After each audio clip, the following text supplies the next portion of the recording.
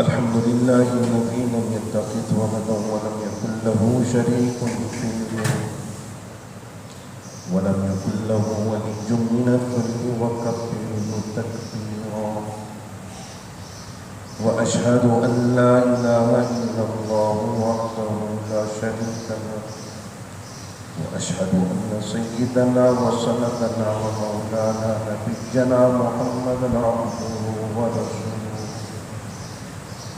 أرسله الله بالحق بشيرا ونذيرا وداعيا إلى الله بإذنه وسراجا منيرا صلى الله تعالى عليه وعلى آله وصحبه وبارك وسلم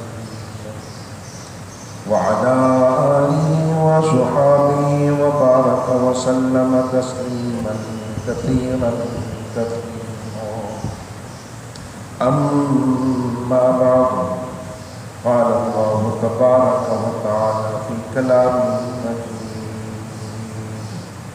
والفرقان الحميد أعوذ بالله من الشيطان الرجيم بسم الله الرحمن الرحيم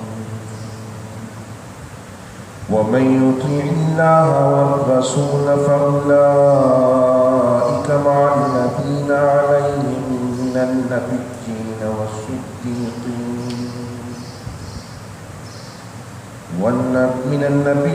والصديقين والشهداء والصالحين وحسن أولئك رفيقا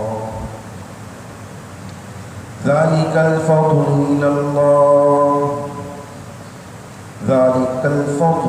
الله وكفى بالله عليما وقال تعالى لا تقنطوا من رحمة الله وقال تعالى إنا أعطيناك الكوثر فصل لربك وانحر إن شانئك هو الأبتر صدق الله العظيم.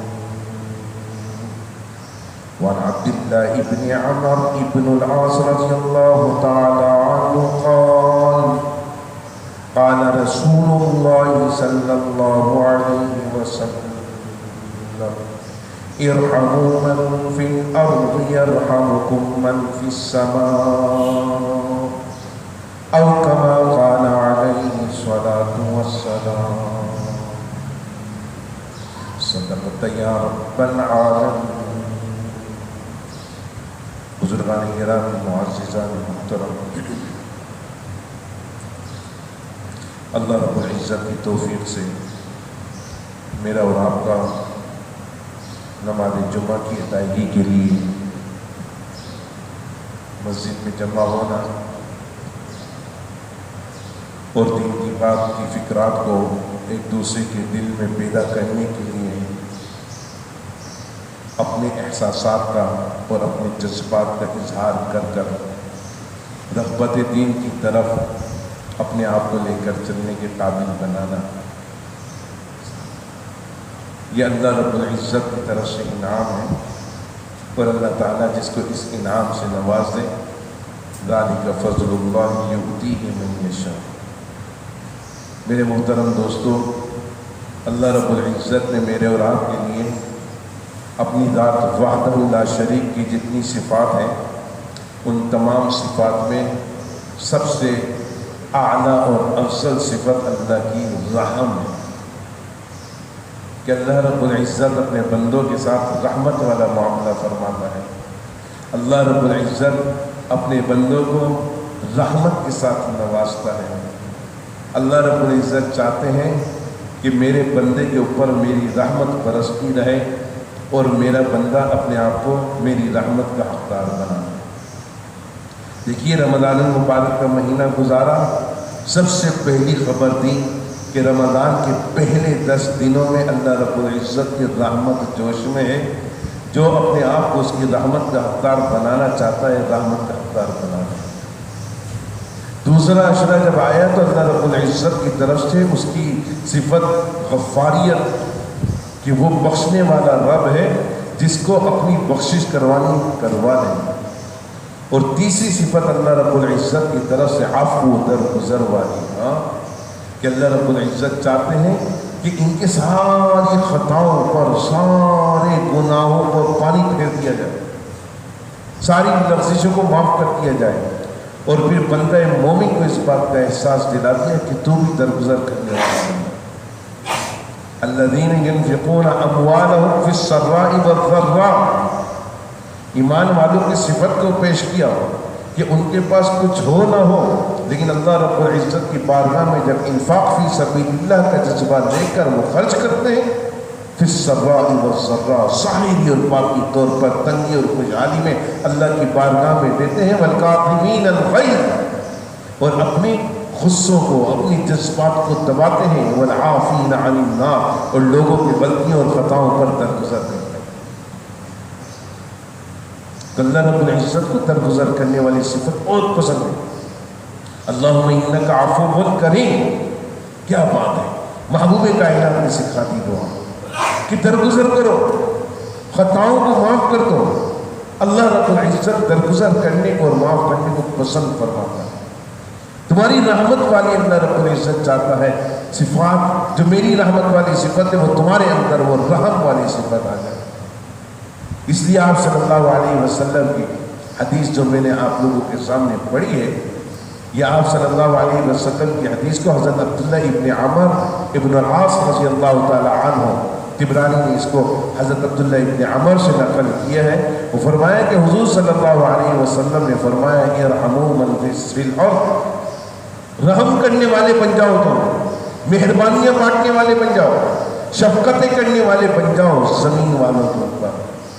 اب اس پر محدثین نے کلام کیا ہے کہ زمین والوں سے مراد صرف انسان ہی اور بھی مخلوقات ہیں۔ فرمایا زمین والوں سے مراد اللہ رب العزت کی تمام مخلوقات ہیں، ہر مخلوق کے اوپر تم رحم کرنے والے بن جاؤ، ہر مخلوق کے اوپر تم رحم کرو۔ جب آپ صلی اللہ علیہ وسلم اس بات کو پیش فرما رہے ہیں کہ ارحموا من فی الارض، جو کچھ زمین میں ہے اس کے اوپر تم اپنی مہربانیوں کے ساتھ، اپنی شفقتوں کے ساتھ رحم کرنے والے بن جاؤ۔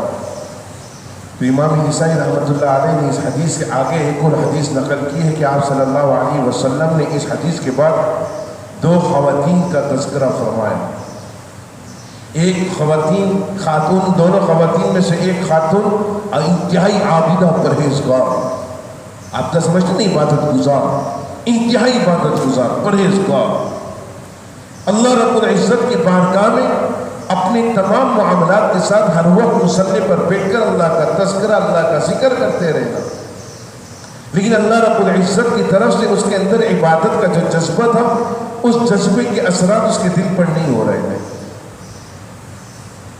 تو آپ صلی اللہ علیہ وسلم، امام نسائی رحمۃ اللہ علیہ فرماتے ہیں کہ آپ صلی اللہ علیہ وسلم نے ان دونوں خواتین کا تذکرہ فرمایا، جن میں سے ایک انتہائی عابدہ پرہیزگار عورت اور دوسری فاحشہ تھی، لیکن باوجود اس کے کہتے ہیں، حدیث میں آتا ہے کہ ایک شخص اگر گناہ اس سے ہو جائے اور اس گناہ پر نادم ہو جائے تو اللہ رب العزت اس کی بخشش ایسے فرماتے تھے جیسے اس نے گناہ کیا ہی نہ ہو۔ کس بنیاد پہ؟ اس کی عاجزی، انکساری اور معافی کے طلب کرنے پر۔ لیکن ایک آدمی ہے، کہتے ہیں نا، ایک تو چوری اوپر سے سینہ چوری، ایک آدمی ہے وہ سینہ چوری کرتا رہتا ہے، اس کو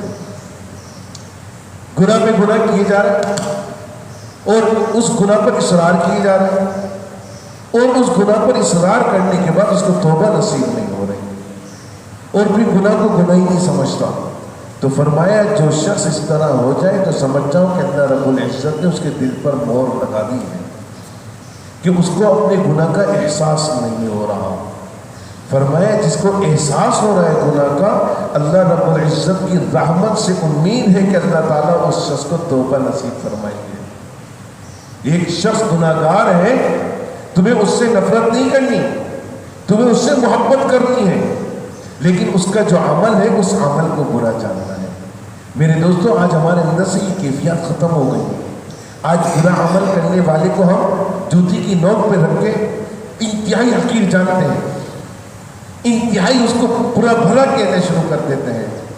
جب اس کو برا بھلا کہتے ہیں تو دوستوں پھر اس کے اندر سے اس کی عادت کے چھوڑنے کی جذبات ختم ہو جاتے ہیں۔ وہ اپنی عادت پر پھر ضد کا معاملہ پکڑ لیتا ہے، اور جب ضد عادت کی ہے تو پھر اس ضد سے اس کو چھڑانے والا اور بچانے والا کوئی نہیں ہے۔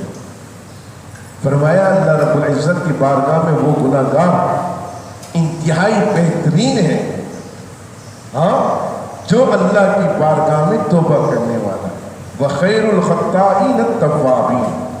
کیا بات ہے! محبوب کائنات سرور دو عالم صلی اللہ علیہ وسلم کی زبان مبارک سے یہ بات نکلتی ہے، خیر الخطائین، تم میں بہترین خطا کار گناہ گار وہ ہے جس کو اللہ توبہ نصیب فرما دے۔ تو میرے دوستو، میں آپ کے سامنے ذکر کر رہا تھا اس عابدہ عورت کا جو انتہائی عبادت گزار ہے، پرہیزگار ہے، عبادت کرنے میں اپنا وقت صرف کرنے والی ہے، اور اپنے آپ کو تسبیح و تذکیر کے ساتھ جوڑ کر مصلی پر بیٹھنے والی ہے، لیکن اس کے دل میں سنگدلی اور سختی پائی جاتی ہے، اللہ کی مخلوق کے اوپر مہربانی نہیں کرتی۔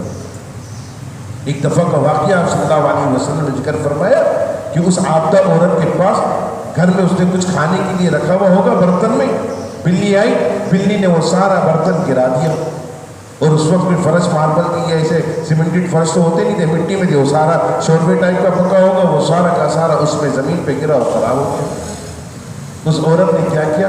اس بلی کو پکڑا اور پکڑ کے اس کو بند کر دیا، پہلے اس کو مارا پیٹا، زخمی کیا، اور پھر ایک اس نے جگہ پہ اس کا بند کر دیا، یہاں تک کہ وہ بلی بھوکی پیاسی رہنے کی وجہ سے مر گئی۔ آپ صلی اللہ علیہ وسلم نے فرمایا اس عورت نے اللہ کی مخلوق کے ساتھ زیادتی کی، اس عورت نے اللہ کی مخلوق کو تکلیف دی، اس عورت نے زمین میں چلنے والی بلی اللہ کی مخلوق تھی، اللہ رب العزت کی طرف سے اس کو بھی اللہ تعالیٰ نے جان دی ہے، صحت دی ہے، اس کو قوت دی ہے، اس کو اللہ تعالیٰ نے سانس دیا ہے، روح دی ہے۔ وہ بلی بھوکی پیاسی تڑپ تڑپ کے مر گئی۔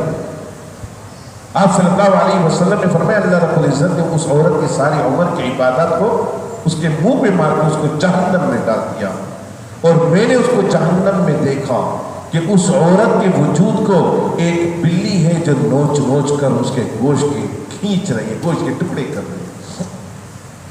جب پوچھا گیا کہ یہ کس بنیاد پہ ہو، تو فرمایا یہ اللہ کی مخلوق کے ساتھ اس نے ناجائز زیادتی کی، اللہ رب العزت کی مخلوق کے ساتھ ناجائز زیادتی کی۔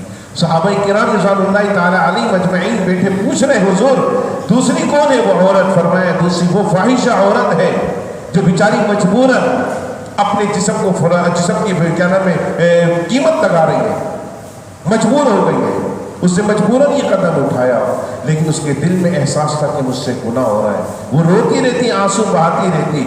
اللہ رب العزت کی بارگاہ میں اس کا ایک عمل ایسا اللہ کو پسند آیا کہ اللہ نے اس کو جنت عطا کر دی۔ پوچھا وہ عمل کیا تھا؟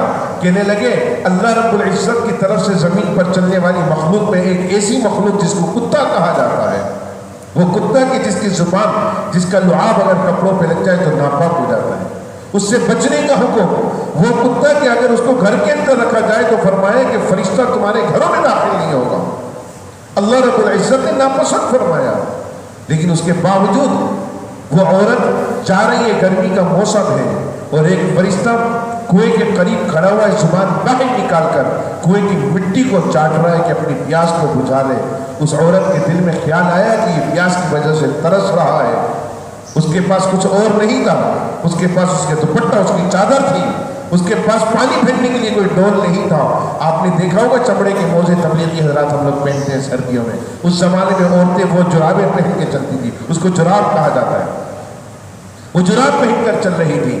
اس نے اپنا جراب کھولا اور اس میں سوراخ کر کے اپنے دوپٹے سے اس کو باندھا، اس کے اندر پتھر ڈالا اور اس کو پانی میں ڈبو دیا۔ جب اس کا پانی میں ڈوبنے کے بعد وہ جراب اس کا بھر گیا، اس نے اس کو کھینچا اور اپنے ہاتھوں میں چلو سے پانی بھر کے اس کتے کو پلانا شروع کر دیا۔ وہ کتا اس کا پانی پی کر اس کو بڑی حسرت کی نگاہ سے دیکھ رہا۔ اللہ رب العزت کو اس کا یہ عمل اتنا پسند آیا، فرمایا کہ اللہ تعالیٰ نے اس کو جنت عطا فرما دی۔ کس بنیاد پہ؟ کہ اللہ کی مخلوق کے اوپر مہربانی کی، اللہ کی مخلوق کے اوپر ایسی مہربانی کہ جس مہربانی سے اللہ خوش ہو گیا، اس خوشی کی بنیاد پر اللہ رب العزت نے اس کو جنت عطا فرما دی۔ واقعے سے واقعے نکلتے ہیں. دیکھیے ایک اور واقعہ یاد آ رہا ہے, سنا دینا چاہیے. اللہ رب العزت کی طرف سے آپ نے سنا ہوگا سلطان محمود غزنوی رحمۃ اللہ علیہ کا واقعہ. جانتے ہوں گے سلطان محمود غزنوی بڑا بادشاہ گزرا. ہاں غزنوی تو میں لگا رہا ہوں, سلطان محمود اس کو کہہ لیں. کتابوں میں اسی طرح لکھا ہوا ہے, کافی عرصے پہلے پڑھا تھا. ان کے والد تھے سبکتگین. ان کے والد کا نام کیا تھا؟ سبکتگین. وہ ایک دفعہ اس وقت حضور بادشاہ نہیں تھے, وہ عام آدمی تھے. وہ اپنے شکار کے لیے نکل گئے. پہلے کھانا پینا آدمی شکار کے ذریعے اپنی غذا پوری کیا کرتا تھا, روزی رزق اس کو شکار کے ذریعے ملتا تھا.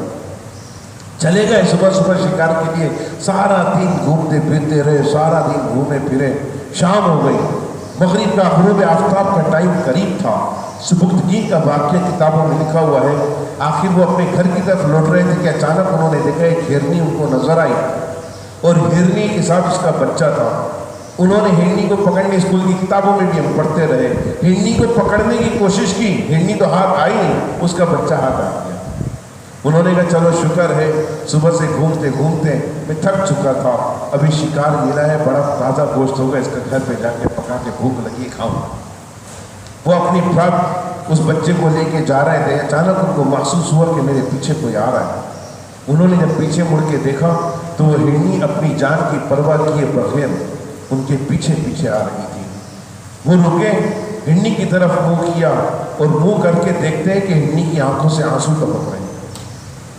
ان کے دل میں رحم آ گیا, اور فرمایا میں تو جیتا جاگتا آدمی ہوں, یہ جیتی جاگتی ہرنی ہے, میں اس کے جیتے جاگتے بچے کے اوپر چھری پھیر کر آگ پر بھون کر اپنے پیٹ کی آگ کو بجھاؤں گا. لیکن اس کی ماں کے دل پر کیا بیتے گی؟ اس کی ماں تو تڑپ تڑپ کے اپنی جان دے دے گی, جو ابھی بے خوف ہو کر میرے ساتھ میرے قدموں کے قریب بیٹھی ہوئی کہ مجھے پکڑ لو, میرے بچے کو چھوڑ دو, مجھے پکڑ لو, میرے بچے کو چھوڑ دو, مجھے پکڑ کے کھا لو, میرے اس معصوم بچے کو چھوڑ دو. فرماتے ہیں سبکتگین نے رحمۃ اللہ علیہ نے اس بچے کو اپنے سینے سے لگایا, اس کی ماں کا عزت بھری نگاہ سے دیکھ کر اس کے آگے کر دیا. وہ بچہ دوڑتا ہوا ماں کے قریب گیا, ماں اس کو چاٹنے لگی, اور سبکتگین کو ایسے دیکھ رہی ہے جیسے اس کو دنیا اور آخرت کی فلاح و بہبود اور اس کی کامیابی کی دعائیں ہیں. سبکتگین نا امید اور مایوس ہو کر چلے گئے. بھوکے پیاسے گھر پہ گئے, پانی پیا اور سو گئے. کہتے ہیں اللہ کے محبوب نبی صلی اللہ علیہ وسلم کو خواب میں آئے. اللہ کے محبوب نبی صلی اللہ علیہ وسلم کا دیدار نصیب ہوا. اللہ کے محبوب نبی صلی اللہ علیہ وسلم نے فرمایا اے سبکتگین, تیری غربت اور تیرے اس بھوک کی آگ نے تیرے کو مجبور کیا, تو نے ایک اللہ کی مخلوق کی, ہاں وہ مخلوق کی جس کا ایک معصوم بچہ تھا, اس بچے کو تو نے اپنی بھوک بجھانے کے لیے شکار کیا, لیکن جب اس کے تڑپنے کو اور اس کے ترسنے کو دیکھا تو نے اللہ کی رضا کے لیے اپنے دل میں رحم پیدا کر کے اس کی ماں کو اس کا بچہ واپس کر دیا. فرمایا اللہ رب العزت نے تیرے مقدر میں, تیرے نصیب میں ایک ایسا بندہ لکھ دیا ہے جو تیرے یہاں پیدا ہونے والا ہے, اس کا نام محمود ہوگا, اور وہ ایک بڑا عظیم بادشاہ بن جائے گا. میرے دوستو, اللہ جب بدلہ دینے پر آتے ہیں تو ایسے بدلہ دیتے ہیں. غریب شخص سبکتگین, اللہ رب العزت نے اس کے بیٹے کو محمود, جس کو کہا جاتا ہے سلطان محمود, کو ایک عظیم بادشاہت عطا کی. میرا رب دینے پر اس طرح آتا ہے, لیکن یہ دینے پر کب آتا ہے میرا رب؟ یہ دینے پر اس وقت آتا ہے جب اللہ رب العزت کی رضا کے لیے آدمی اپنے آپ کو مہربان بنانے والا بن جائے. آج تو ہمارے یہاں مہربانی ختم ہو گئی ہے نا. آج تو ہم ایک دوسرے کے خون کے پیاسے, ایک دوسرے کے مال کے پیاسے, ایک دوسرے کو لوٹنے پر تلے ہوئے ہیں, چند ٹکوں کے پیچھے ایک دوسرے کی جان لینے پر تلے ہوئے ہیں, اپنی سیاست کو چمکانے کے لیے, اپنی حکومت, اپنی حکمرانی کو چمکانے کے لیے, اپنی سلطنت اور اپنی بادشاہت کو سپر پاور بنانے کے لیے بے دردی کے ساتھ مسلمانوں کا خون بہایا جاتا ہے. اس کا مطلب ہے جو انسانیت کی فلاح و بہبود کی بات کر رہے ہیں, وہ انسانیت کی فلاح و بہبود کی بات کرنے والے لوگ اپنے دل میں رحم نہیں رکھتے. اگر رحم رکھتے تو پھر ایک زندگی بچانے پر اللہ رب العزت نے فرمایا ایسے ہے جیسے تم نے کائنات کی انسانیت کو زندگی دے دی. اور ایک ناحق جان لینے کا مقصد, من قتل متعمدا فقط بوء من النار, جس نے کسی کو جان بوجھ کر قتل کیا اس نے اپنا ٹھکانہ آگ بنا لیا, کبھی اس کو معاف نہیں کیا جائے گا. کبھی اس کی معافی نہیں ہے جس نے بندہ مومن کو قتل کیا۔ تو میرے دوستوں، یہ جو قتل و غارت گری ہو رہی ہے اور یہ قتل کرنے والے لوگ ہیں، چاہے کتنے بڑے دعوے دار بن جائیں، یہ نہ فلاح و بہبود کے کام کرنے والے، انسانیت کی ہمدردی رکھنے والے لوگ ہیں، اور نہ ایمان سے اللہ تعالیٰ ان کو سرفراز فرمائیں گے۔ ان کے تو جنازے بھی پڑھنا گناہ کبیرہ ہے، جو روڈوں پر راستہ نہیں کر رہے ہیں۔ اور اسی طرح وہ لوگ جو فلاح و بہبود اور انسانیت کی ہمدردی کی بات کر کے فلسطین پر، غزہ پر مسلمانوں کے ساتھ یہ زیادتیاں کر رہے ہیں۔ آپ صلی اللہ علیہ وسلم نے میدان کارزار میں جب مسلمانوں کو بھیجا تو آپ صلی اللہ علیہ وسلم نے حکم دیا، تم صرف ان کے ساتھ لڑائی کرو گے جن کے ہاتھ میں ہتھیار ہوں گے اور جو میدان کارزار میں ہوں گے، اگر بچے، عورتیں اور بوڑھے نظر آئیں تو ان کے اوپر وار نہ کرنا۔ اسلام کا حکم ہے میرے دوستوں، بڑوں کی قدر و منزلت کو پہچاننے کا حکم ہے۔ اللہ رب العزت کی طرف سے محبوب نبی، سب محبوب کائنات سرور دو عالم صلی اللہ علیہ وسلم نے ارشاد فرمایا، لا تنتف الشیب فإنہ نور المسلم، تمہارے داڑھیوں میں سفید بال آ جائے تو ان کو توڑو مت، توڑو مت۔ مہندی لگانے کا تو حکم ہے، توڑنا نہیں ان کو، کہ یہ مسلم کے اکرام کا ذریعہ ہے۔ ہاں، مسلم کی اس سے عزت بڑھ جاتی ہے بندہ مومن کی۔ میرے دوستوں، جب فرمایا میدان کارزار میں ایسے لوگوں کو دیکھا جائے تو ان کے اوپر اپنے ہتھیار نہ اٹھانا، خواتین اور بچوں کو نشانہ نہ بنانا۔ آج ہمارے سامنے یہی ساری چیزیں آ رہی ہیں، اور ایک نیا حربہ ہمارے اپنے کراچی میں شروع ہو رہا ہے۔ عجب معاملہ ہے، کراچی کے بڑے بڑے معاملات سامنے آ رہے ہیں۔ ہاں، اس وقت نئی حکومت آئی، نئے حکمران آئے ہیں، اب عجب حالات پیدا ہو رہے ہیں۔ تمام لوگ سن لیں، عجب چیزیں آ رہی ہیں۔ پرسوں بریگیڈیئر صاحب کے ساتھ بیٹھا ہوا تھا لنچ پر، تو وہ ساری باتیں بتا رہے، کہنے لگے آج کل نیا حربہ اختیار کیا ہوا ہے ان ڈکیتوں نے۔ کیا حربہ اختیار کیا ہوا ہے؟ کہنے لگے آپ مسلمان کے بچوں کو دھوکہ دینے کے لیے قرآن کے اوراق کو پھاڑ کر ان میں ایسا اسپرے کر کر زمین پر ڈال رہے ہیں کہ کوئی بھی اسکول کا بچہ جا رہا ہوگا، وہ دیکھے گا قرآن کی آیتیں لکھی ہوئی ہیں، وہ اٹھائے گا، اس کو جیسے چومے گا اس کو ساتھ بیہوش ہو جائے گا، اور اس کو اٹھا کر لے جائیں گے۔ وہ بچوں کو پھر ذریعہ معاش بنا کر ان سے تاوان بڑوں سے طلب کیا جائے گا۔ تو ایسے لوگ کیا بخشے جائیں گے؟ بتائیے، ایسے لوگوں کی کیا بخشش ہے جو انسانیت کے اوپر مہربان نہ ہو؟ اللہ رب العزت چاہتا ہے تم مہربانی کرو، اللہ رب العزت چاہتا ہے کہ تم مہربانی والی صفات کو اپنا کر ایک دوسرے کے اوپر رحم کرنے والے بن جاؤ۔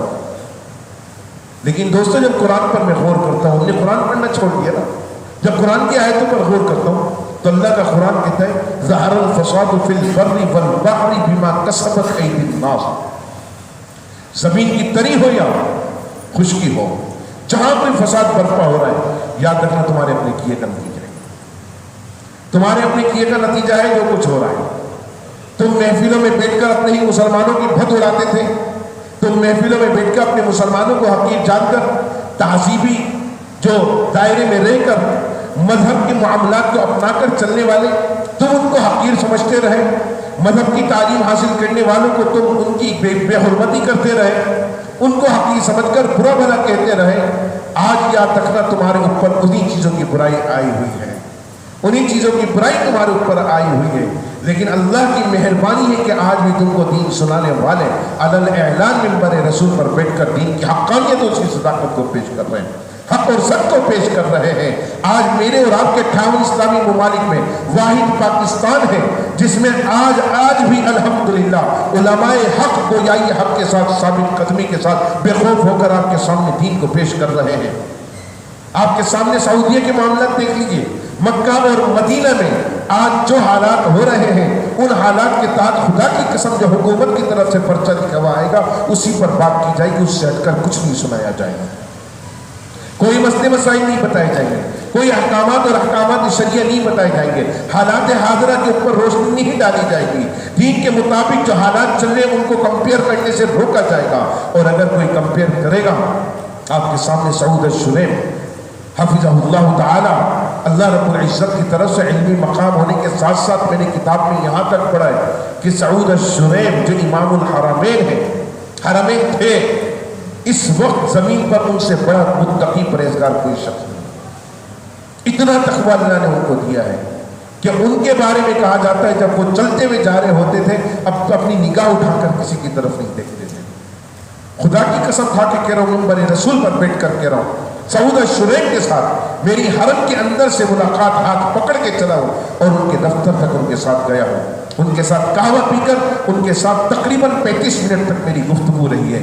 عربی میں ان کے ساتھ سارے معاملات ہوتے رہے اور انہوں نے جس چیز کو پہچان کر میرے سامنے ذکر کرتے ہوئے کہا، اس وقت کی بات ہے جب میں تھوڑا سا عمر میں اور بھی کم تھا، لیکن واللہ باللہ میرے ان کے ساتھ ایسے سامنے ٹیبل کے ساتھ میں ان کے بیٹھا ہوا اور انہوں نے مجھے یہ بات کہی اور انہوں نے کہا کہ اللہ رب العزت کی طرف سے آج بھی ہماری نظر پاکستان کے علماء پر جاتی ہے. قسم اٹھا کر کہہ رہا ہوں میں، یہ آج سے کوئی 16-17 سال پرانی بات ہوگی.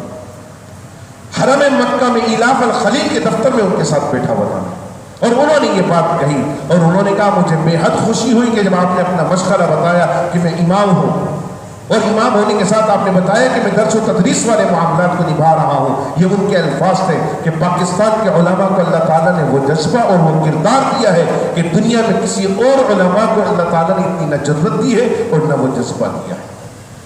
میرے پیارے دوستو، آج میں اور آپ ان چیزوں کی قدر و منزلت کو پہچانیں.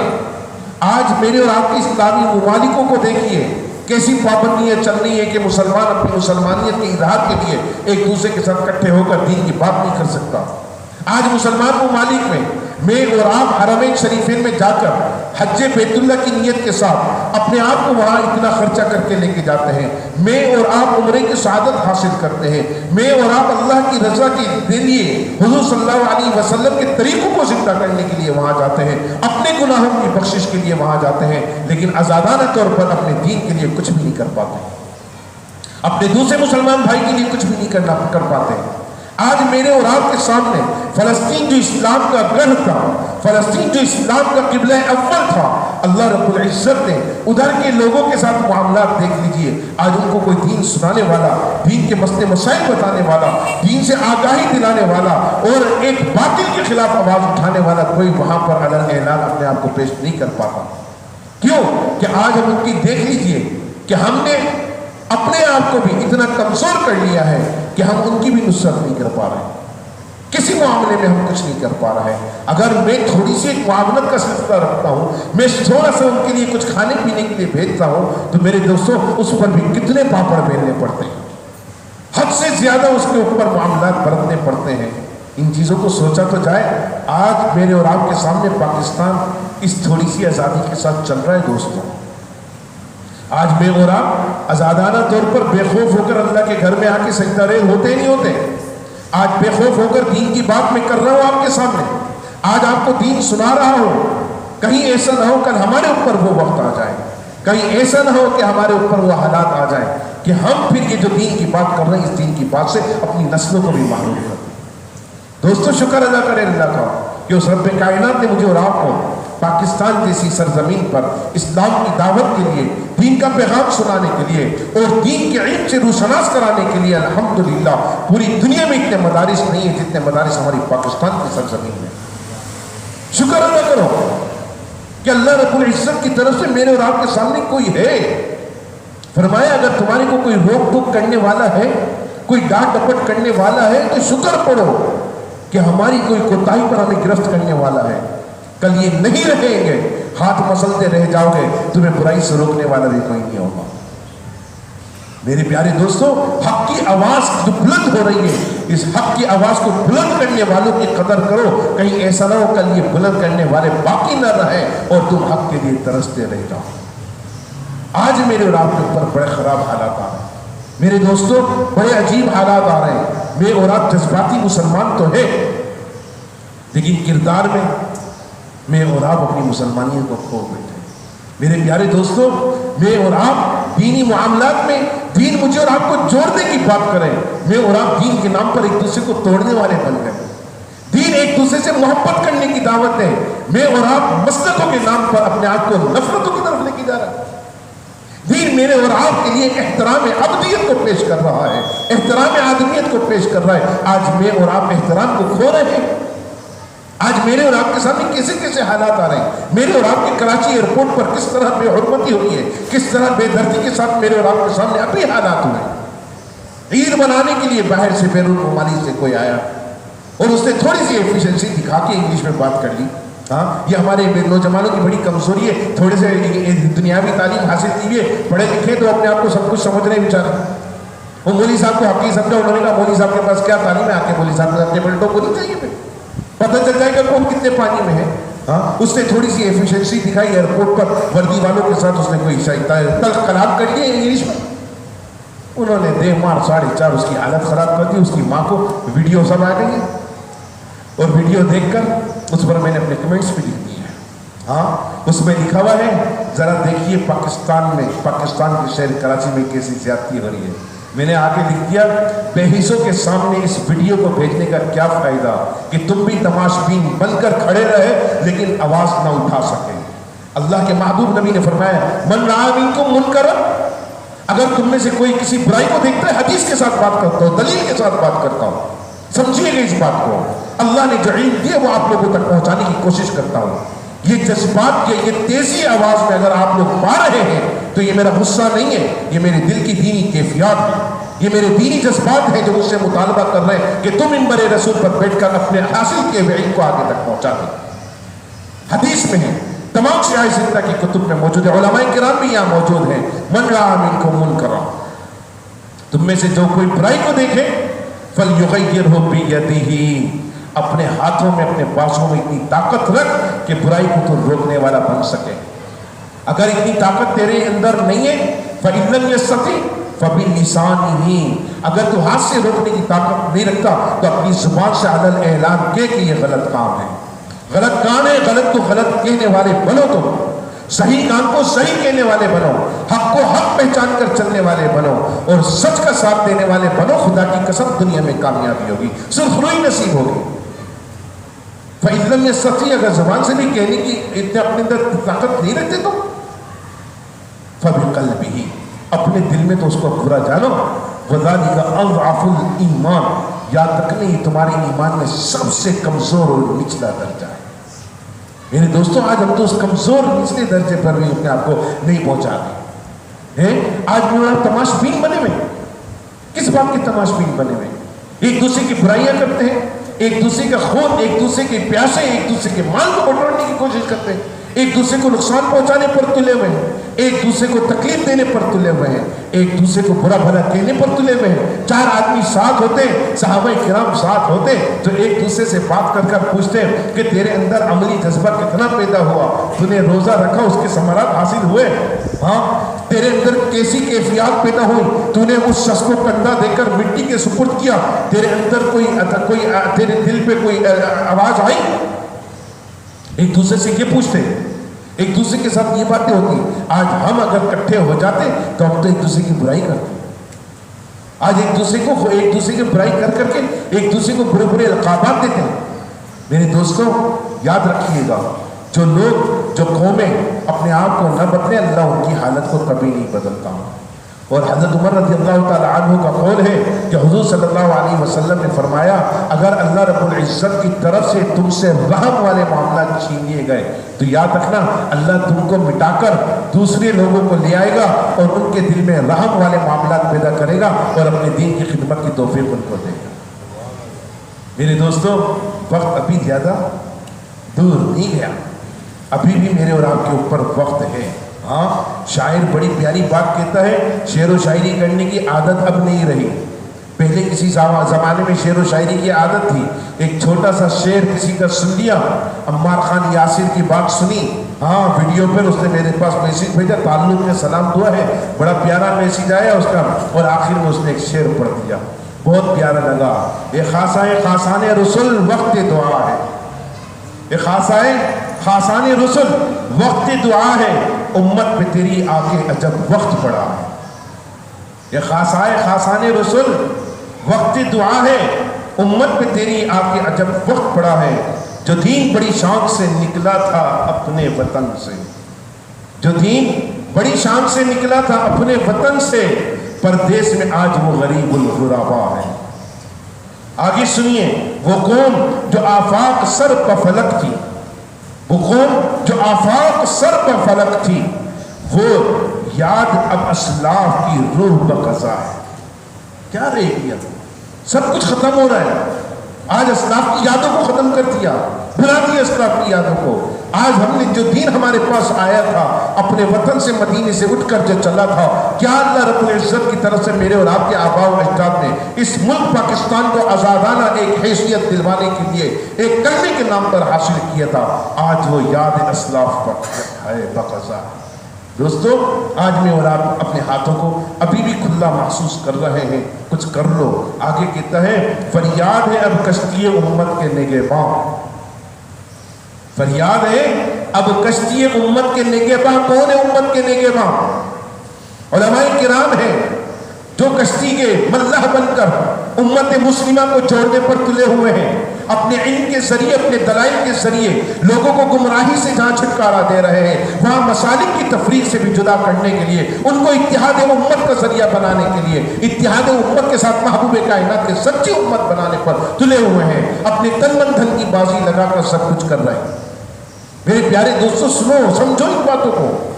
फरियाद है कश्ती उम्मत के निगहबां, बेड़ा ये तबाही की तरफ आ निकला है। मेरे दोस्तों, इस वक्त हालात वही आ रहे हैं। महसूस ऐसा हो रहा है कि तबाही हमारे दाहिने पर खड़ी हुई है। महसूस ऐसा हो रहा है कि इस वक्त में और आप कुचले जा रहे हैं। महसूस ऐसा हो रहा है कि इस वक्त मीडिया के जरिए सब कुछ छोड़ दो, सारी चीज़ों को छोड़ दो, बस मेरी और आपकी नस्लें मीडिया पर लगी रहे, मेरी और आपकी नस्लें मोबाइलों पर लगी रहे, मेरी और आपकी नस्लें ना हक समझे, ना हक पहचाने, ना हक को जाने। आज ये सारे हालात आ रहे हैं। आज मैं और आप इस चीज़ की फिक्र में लगे कि मेरा बच्चा किस तरह कमाएगा, मेरा बच्चा दुनिया किस तरह लेकर चलेगा। दीन सिखाने पर मैं और आप अपने आप को लेकर ही चले। सिखा लो दीन दोस्तों, सिखा लो। बड़ी तेजी के साथ सबका पीछा बहुत कर रही है, बहुत बड़ी तेजी के साथ पीछा कर रही है। खुशी के दिन में ईद की नमाज पढ़ाकर मेरा दोस्त चला गया। खुशी के दिन में 25वीं रात थी, 25वीं शब थी, आपके सामने बैठा हुआ इसका चाचा चला गया। खुशी के दिन थे, सब खुशी की तैयारियां कर रहे हैं और जुम्मे की नमाज पढ़ के पिछले जुम्मा की यहां से गया हो। खुदा की कसम मेरे पास शाम को इत्तला आती है, जुम्मे की नमाज पढ़ के नौजवान 34 साल की उम्र, 26 तारीख को उसका निकाह है। 34 साल उम्र है, 26 तारीख को निकाह है। MBA करके वहां बाहर से यूके से आया हुआ है, शादी की तैयारियां हो रही है, बड़ा अंग्रेज काम है। जुम्मा पढ़ा है इनके बाद, जो पिछला जुम्मा गुजरा है, और जुम्मा पढ़ के आया, सुस्ती आ रही थी, माँ से बोला थोड़ा सा आराम कर लो, अपने कमरे में AC चलाया हो। सो 5 बज गए, माँ ने बोला अभी तक आया नहीं, खाना गर्म करके बैठी क्यों? हाँ, खाना गर्म हुआ, दरवाजा खटखटाया जा रहा, उठ नहीं रहा। 15 मिनट हो गए, दरवाजा खटखटाया, उठ नहीं रहा। आखिर का धक्के देख के दरवाजा तोड़ा तो मेरे दोस्तों, क्या भरोसा किसकी है? कोई से आपके पास भरोसा है? कोई आपके पास श्योरिटी? बताइए। जिंदगी बड़ी